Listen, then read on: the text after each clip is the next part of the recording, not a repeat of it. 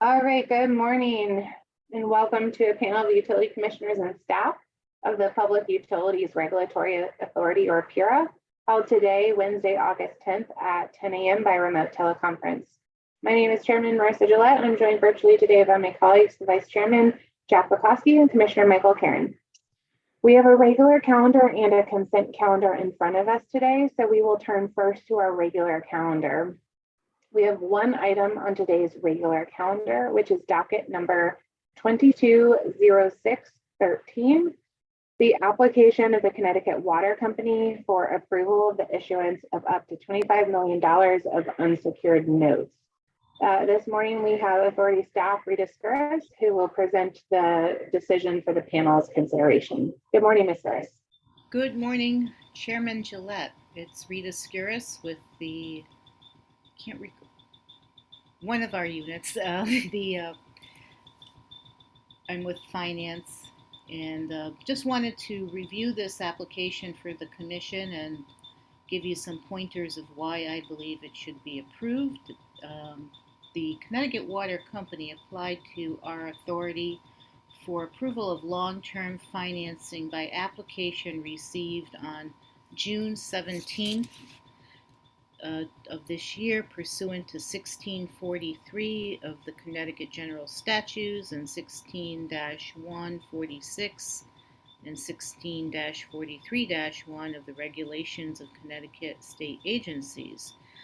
The company in this application sought approval to issue unsecured notes in the amount of up to $25 million. Specifically, the proposal is to issue this $25 million with a fixed 4.71 interest rate over a 30-year maturity with a bullet payment structure.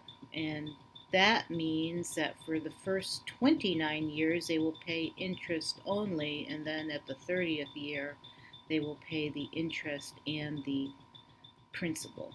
And at that point, they'll probably seek to refinance. That is my estimation. But by notice of proceeding dated June 28th, the authority announced it would conduct an uncontested proceeding in the above docket. On June 29th, we directed interrogatories to the company, and there is no requirement under the noted Connecticut General Statute for a hearing to be held in this matter, and pursuant upon our review of those supplementing interrogatories, the authority determined a hearing not necessary. From there on, in order for an authority to grant the approval in such a case, the company needs to demonstrate that the money borrowed for a period of 1 year or more will be used for purposes other than paying expenses of ordinary course of business or for the payment of dividends per the noted statute. The authority in its analysis reviews financial issues and considerations regarding the proposed debt issuance, and these include items such as interest rate of the proposed offering, the effect on the company's financial flexibility, and including a review of the impact to the company's weighted average cost of capital, and if rated, its credit rating. We also look at things such as fees associated with the transaction and other terms and conditions that may be unusual of the type of structure. I will briefly touch upon a few issues which are laid out in greater depth in the proposed final decision. But regarding the use of the proposed borrowing of the $25 million, the company has indicated that the funds will be used to partially pay down its existing outstanding short-term debt. Essentially, what we have here is the company moving $25 million of currently outstanding short-term debt to the long-term debt portion of its balance sheet.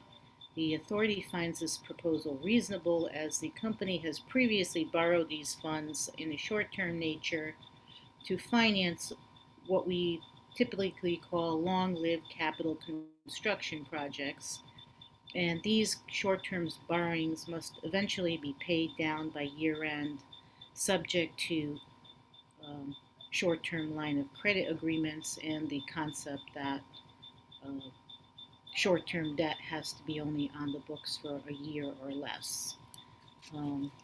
So I think that was reviewed in terms of some of the more crucial topical issues lending support for approval of the decision. The interest rate, in this case, we had an unusual scenario in the sense that the company was presented what's called a reverse inquiry. That is an unsolicited offer by New York Life for a potential private placement. New York Life is a company the Connecticut Water Company has dealt with in the past as an underwriter and placer of their debt. The company, with its investment banker, JP Morgan, reviewed the proposed New York Life offer, and based upon analysis of the market conditions at the time, JP Morgan indicated that rates between 4.7 and 4.8 were the going yield for private placements of this maturity. Based upon our review, the reverse inquiry pricing is reasonable, given the rate is confirmed at the low end of the current yield spread, and we also had evidence in the records indicating that Essential Utilities Inc. and AEP Texas Inc. achieved higher coupons at 5.3 and 5.2 during the pricing period. So those are actual offers made in the market. So that leads credence to our assessment of the interest rate. The authority finds that the coupon of the 4.71 and corresponding effective all-in yield over treasuries of the 1.82, I'm sorry, 4.82 for the 2020 notes is reasonable, given the comparably rated utilities during the May 22 pricing period averaged higher rates. In terms of looking at the financial impact, the capital structure and WACC issue, we took a good, careful look at that. Regarding the issue here, we are basically reapportioning $25 million in existing short-term variable rate debt to a long-term debt at a fixed rate. So essentially, the company is eliminating a portion of the currently outstanding short-term debt, and by doing this movement of short-term to long-term, we have the weighted average cost of debt increase marginally from 3.54 to 3.63. Based on its actual capitalization structure that the company is holding now, the proportion of the long-term debt in the capitalization mix moves from 48.49 to 52.73, and that translates to a 12 basis point increase to the weighted average cost of capital. Taking that a step further, looking at the impact of the issuance based upon the company's regulatory capitalization mix, which was allowed at the last rate case, the 2012-30, the company indicates that the issuance will maintain it within its targeted capital structure, and this will result in a weighted average cost of capital that is still within the bounds of what was said at the last rate case, is basically what that analysis entails. So regarding financial flexibility, the company is presently rated A- stable by S&P Global Ratings, and the company is not expecting its credit rating to change because of this. Review of the financial metrics, solvency ratios, and balance sheet effects shows that the proposed financing having a negligible impact on financial flexibility. This is not unexpected because you're just moving some short-term debt into the long-term debt. It's not like they're taking on a huge amount of debt in this instance. The conclusion here from my review is that We have not identified any unreasonable terms and conditions in the note purchase agreement, the review of the interest rate of the 4.71 and effective yield and spread over treasuries is reasonable given what's been placed by other companies. Lastly, the company's review of the impact to the future rate making, capitalization mix, and WAC is that the financial flexibility is still within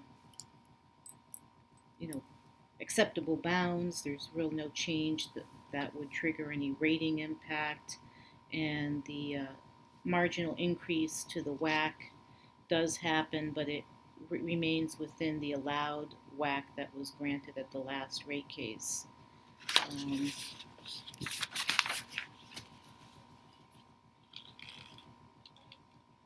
So just other items that we would look at, such as the anticipated fees, accounting treatments.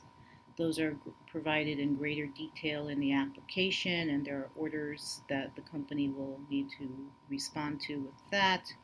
So based upon my analysis, I believe the transaction is reasonable and with compliance with the orders that we've identified. I recommend the proposed final decision for adoption by the Commission. Thank you, Ms. Gross. Is there a motion? I move adoption, Madam Chairman. And I second, Madam Chair. Thank you. That item has been regularly moved and seconded. If there are no questions or comments, I'll ask Mr. Thompson to please take the roll. Chairman Gillette, Yes. Vice Chairman Pekoski, Yes. Commissioner Karen, Yes. Thank you. The decision has been adopted. Okay, thank you, Commissioners. Thank you. With that, we are moved to our consent calendar. There are 7 items on today's consent calendar. Is there a motion?